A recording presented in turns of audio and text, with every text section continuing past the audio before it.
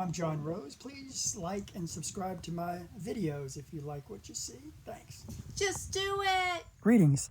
I'm John Rose. Call me what you know me by. Those of you who don't know me, I occasionally teach wilderness skills and herbal and medicinal medicine, just practical common sense stuff.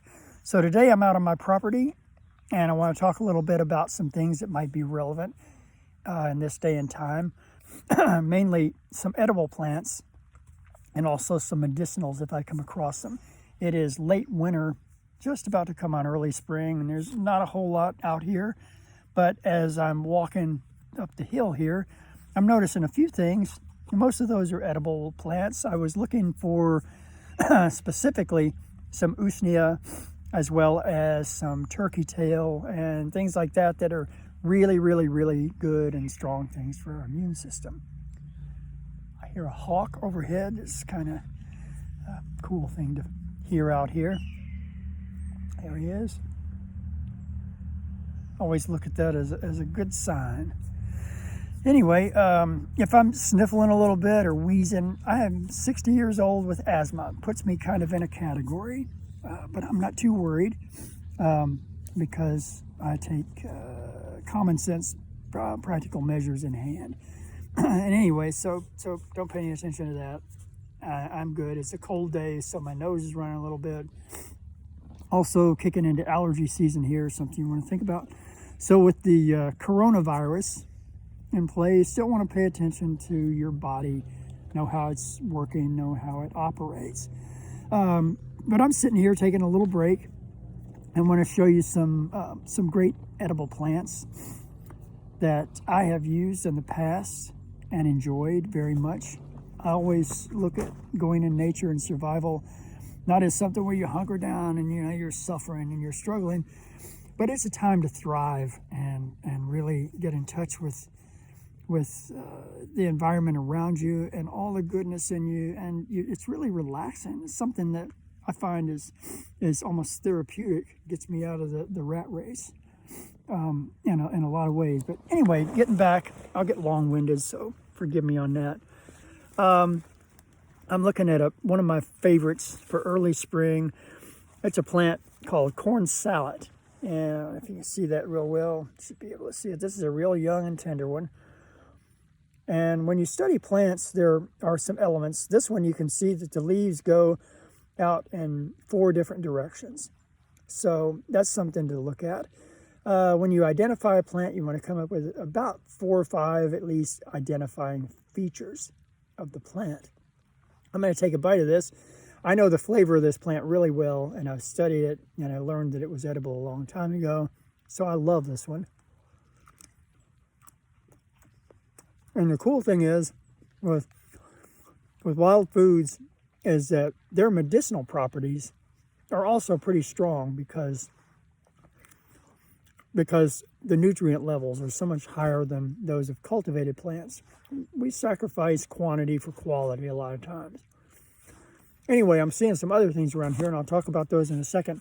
First thing I want to mention is what's known as a wild edibility test that you can do on plants. And when you find a plant that you think might be edible or that you've seen in a book and it says it's edible, does not necessarily mean that your body's going to be able to tolerate that plant all that well. So, first thing you want to do is take a piece of that plant, and I'm going to stick with this one right here that I know, and this is a little leaf off of the corn salad that I just took a bite of a little bit ago. First thing you do, you might want to fast for about 8 hours or so. Some people say 24, 4 hours, whatever. There are a lot of different theories on this. Anyway, I'll go a few hours without eating. Then I will take a leaf of the plant, rub it on a very sensitive part of my skin, usually the inner arm or my wrist or something like that. Something that may react if I get something that's not good. If I get a reaction from the plant, then cross it off the list as far as edibility goes. Don't worry about that one. It might be great for some things, might be great for other people, but not for you. Next thing you want to do, wait about 30 minutes. Then you touch this plant to your lip. Kind of like this. You might want to crush it up a little bit. touch it to your lip. If you don't get a reaction within 30 minutes, or if you do get a reaction, then, chuck it. Forget about it. After that, you want to take a tiny little piece of this plant. And let me get one that I haven't just been crushing around in my hand. And I'll take a bite of this thing that's about like that. If you can see that, just a very, very tiny little thing. Hold that in my mouth for a few minutes with nothing else after fasting, all that sort of thing. Then I spit it out. Wait 30 more minutes. If I don't get a reaction from that, then I'm good to move on to step 3. And this time, it's taking a little bit of that plant. Same deal. This time you chew it up a little bit. Really crush it around. Kind of switch it around and move it around in your mouth. Then spit it out. Wait another 30 minutes. And if you get no reaction, move on to the next step. If you get a reaction, okay, you're done. So next, take a little tiny bite, same size, a little bite maybe, chew that up real good, then swallow it. Okay, wait another 30 minutes. If you don't get any reaction like shortness of breath, nausea, queasiness, if you start seeing weird things, get dizzy, all that sort of thing, get rid of it. Otherwise, move on to the next step, which is to take a little bigger bite.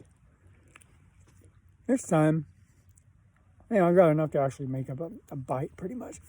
Try and chew that up, swallow it, wait another 30 minutes. If I'm good to go, move on and just keep building it up and keep adding it into your system. If you start getting a weird reaction, and I'm saying stick with one plant at a time to learn these things. And you don't have to do this you don't want to do it every day. You don't want to be like, okay, today I'm learning this, tomorrow I'm learning this. You want to do it, then, live a normal life, and then come back and try the next plant and the next, and just move on down the list. And then you'll build up a really nice diet of some really great wild plants out there, wild edible plants. So with that out of the way, now that's the edibility test. Very, very valuable thing. It works with medicinal plants as well. When you find medicinals, you want to make sure and test those to see how well your body responds and reacts. So I'll tell you what I'm going to do. I'm going to finish this video out, and I'm going to post another video here shortly that has some of the plants that I've found and I'm seeing out here that may be of use to you.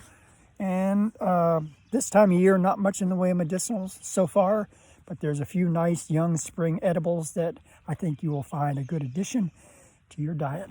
Take care. I'm John, and I'll talk to you soon.